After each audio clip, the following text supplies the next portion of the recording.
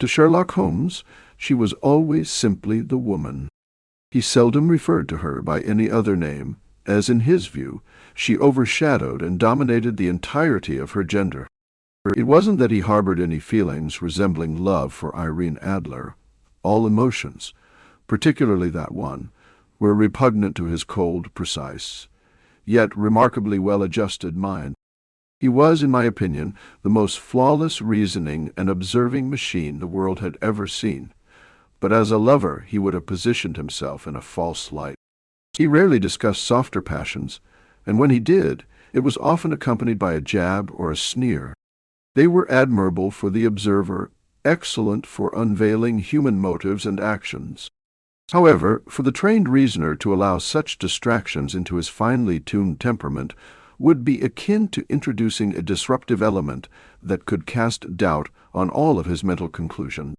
Grit in a sensitive instrument or a crack in one of his high-power lenses would be no more unsettling than a strong emotion within a nature like his. Yet there was only one woman for him, and that woman was the late Irene Adler, a figure of dubious and questionable memory. I had seen little of Holmes recently. My marriage had caused a rift between us.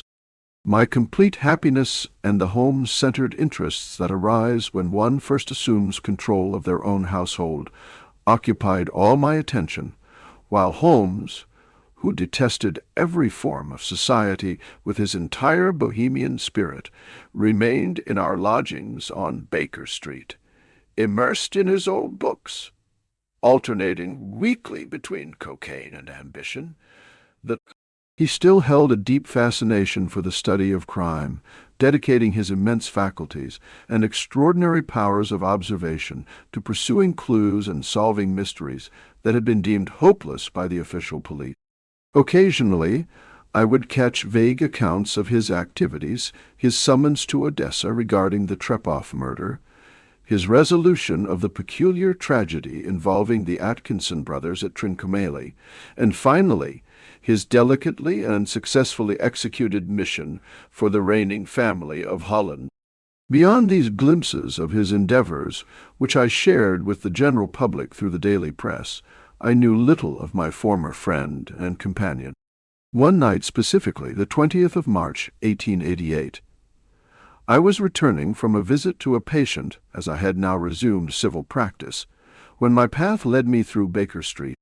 As I passed the well-remembered door, forever linked in my mind with my courtship, and the dark events of the study in scarlet, I was suddenly struck by a strong desire to see Holmes again, and to learn how he was utilizing his extraordinary abilities.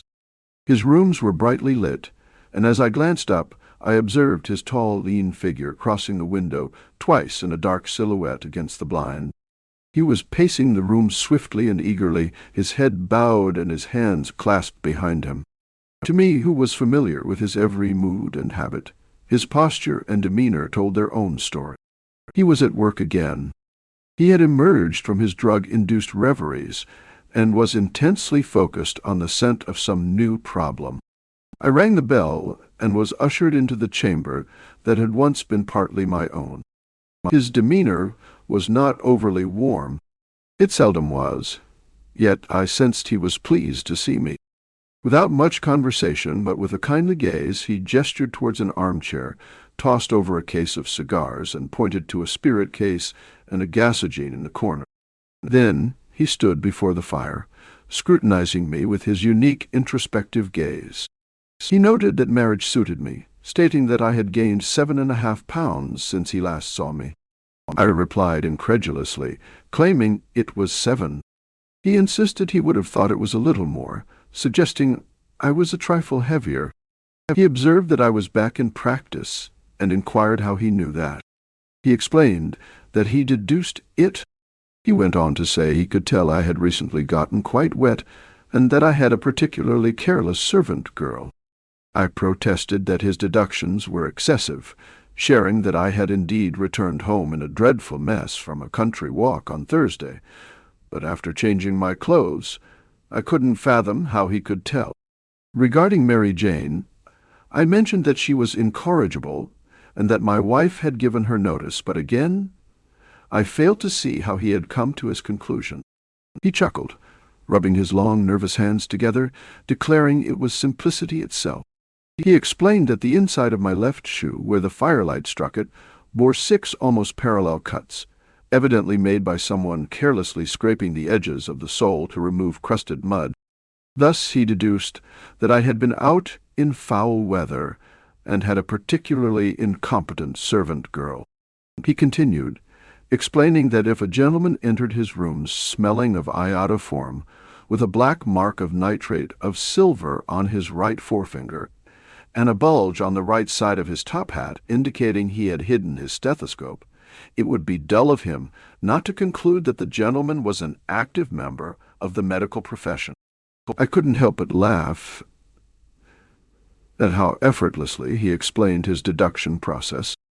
I remarked that when he shared his reasoning it seemed so ridiculously simple that I felt I could do it myself, yet I was often baffled until he clarified his thought process.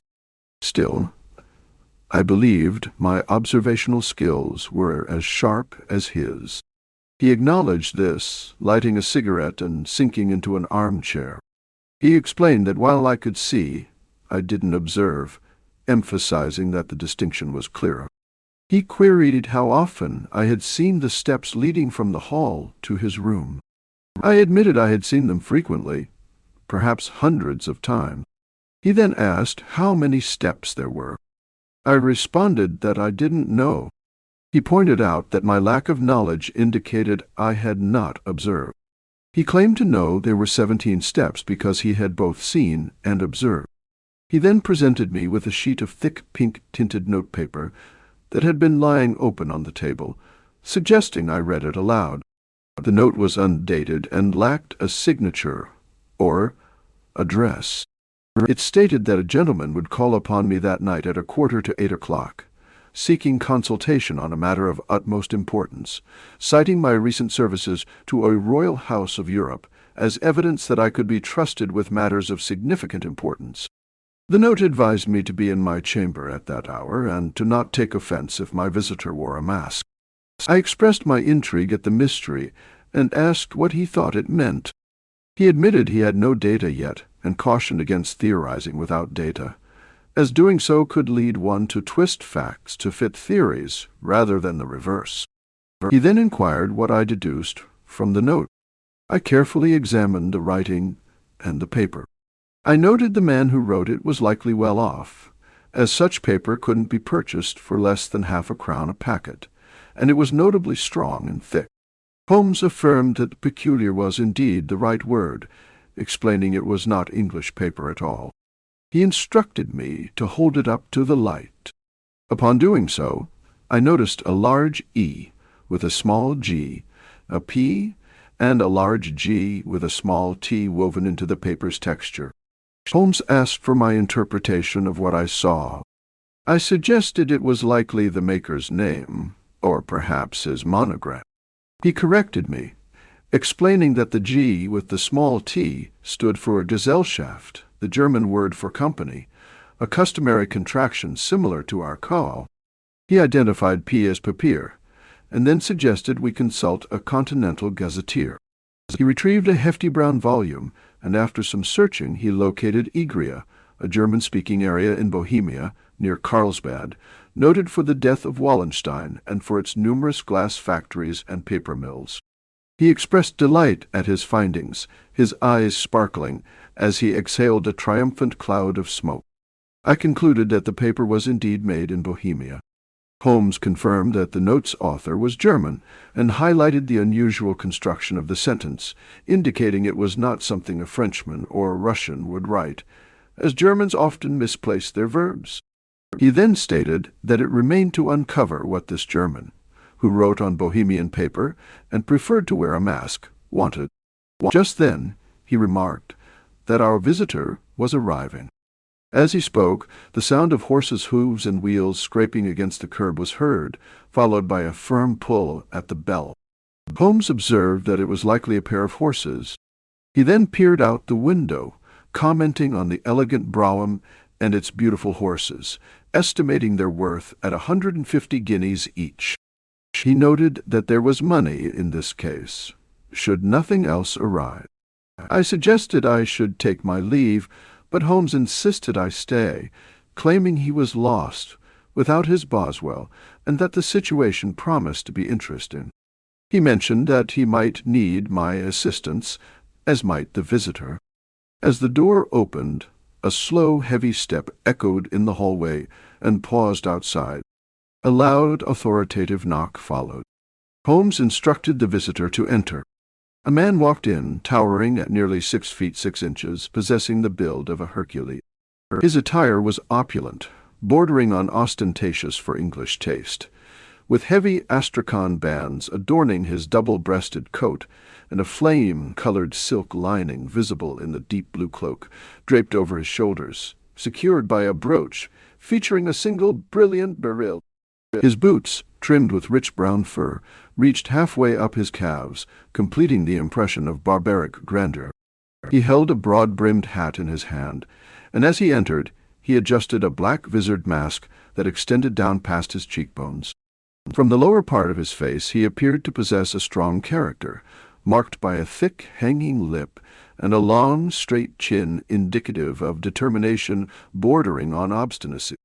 He inquired with a deep, harsh voice, tinged with a strong German accent, whether I had received his note, affirming he had said he would call. He looked between Holmes and me, seemingly unsure whom to address.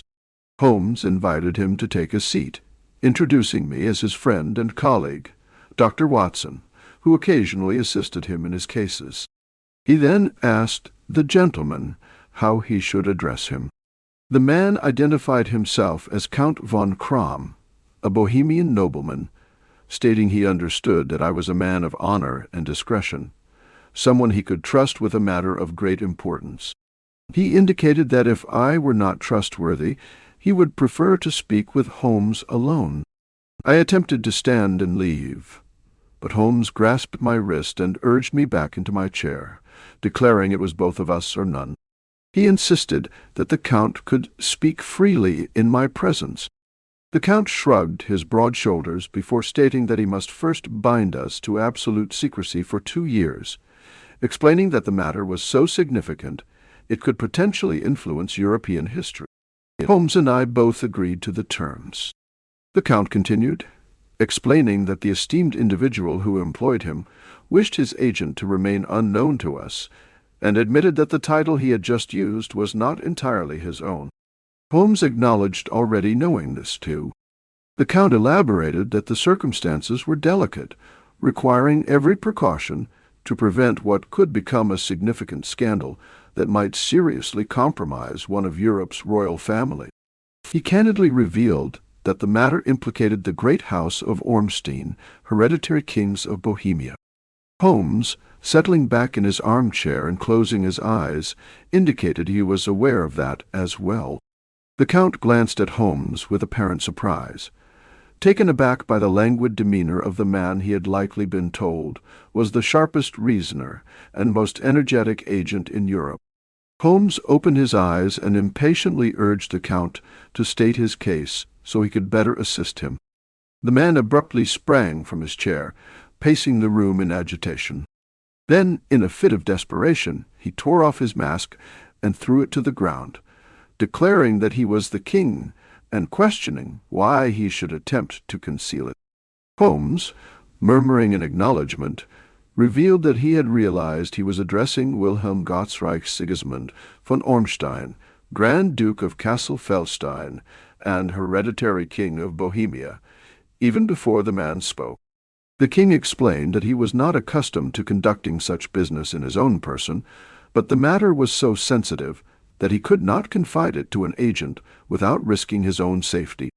He had come incognito from Prague to consult Holmes. Holmes urged him to share his concerns. The king briefly recounted the facts about 5 years prior. During an extended stay in Warsaw, he had met the notorious adventuress, Irene Adler. He asked if the name was familiar to Holmes. Holmes requested that I look her up in his index, and though he kept his eyes closed, he instructed me to find her biography, which I had discovered sandwiched between that of a Hebrew rabbi and a staff commander who had written on deep-sea fishes. Holmes noted her background, confirming she was born in New Jersey in 1858, a contralto and a prima donna at the Imperial Opera of Warsaw, before retiring from the stage and living in London. He summarized that the king had become entangled with her, written her some compromising letters, and was now seeking to retrieve them. The king confirmed this, seeking clarification on how to proceed. Holmes asked if there had been a secret marriage, to which the king replied, there had not been indeed. Holmes pressed further, inquiring about the existence of legal documents or certificates, to which the king again responded negatively. Holmes admitted he was struggling to follow the king's reasoning. He pointed out that if the young woman were to produce the letters for blackmail or any other reason, she would need to authenticate them. The king mentioned a writing as proof.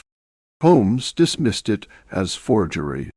The king insisted it was on his private note paper. Holmes noted that it could be stolen. The king insisted it bore his own seal. Holmes remarked it could be imitated. The king claimed it included his photograph. Holmes surmised it could have been purchased. The king clarified they were both in the photograph. Holmes expressed concern at this revelation, deeming it a serious indiscretion. The king lamented his youthful indiscretions, explaining he was mad and insane at the time, and emphasized that he was only the crown prince then. He was now 30. Holmes stated that the photograph needed to be retrieved. The king shared that they had tried and failed multiple times.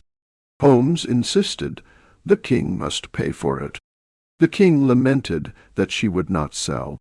Holmes suggested stealing it. The king recounted 5 failed attempts, detailing how twice burglars he had hired ransacked her home, and once they diverted her luggage while she traveled. Despite multiple ambushes, no success had been achieved.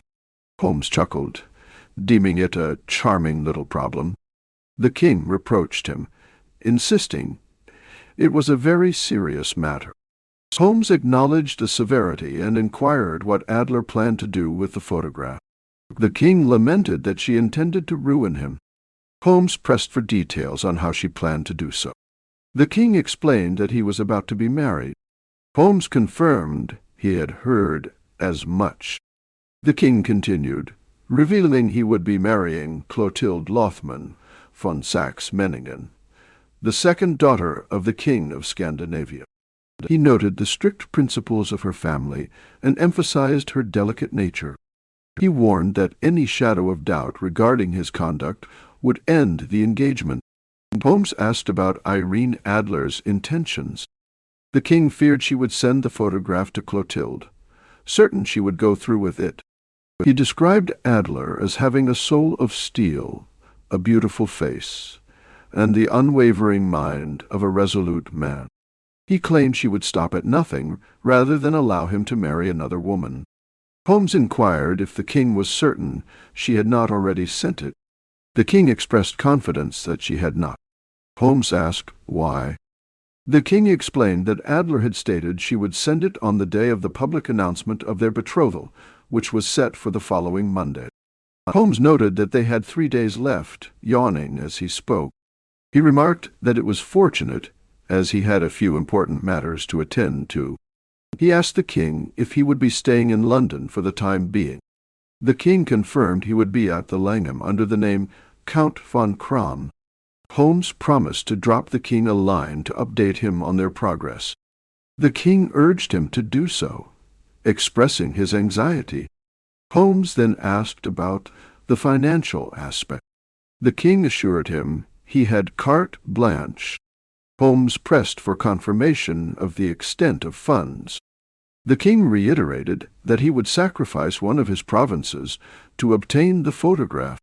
Holmes inquired about immediate expenses.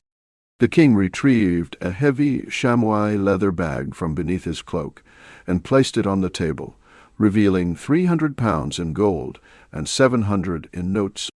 Holmes hastily scribbled a receipt on a sheet from his notebook and handed it to the king. He then asked for the address of Mademoiselle Adler. The king provided the address Briony Lodge, Serpentine Avenue, St. John's Wood. Holmes noted it down. Before the king departed, he asked one final question regarding the photograph's size. The king confirmed it was a cabinet photograph. Holmes wished him good night and expressed hope for good news soon. He then turned to me, adding that if I could come by the next afternoon at 3 o'clock, he would like to discuss the matter further.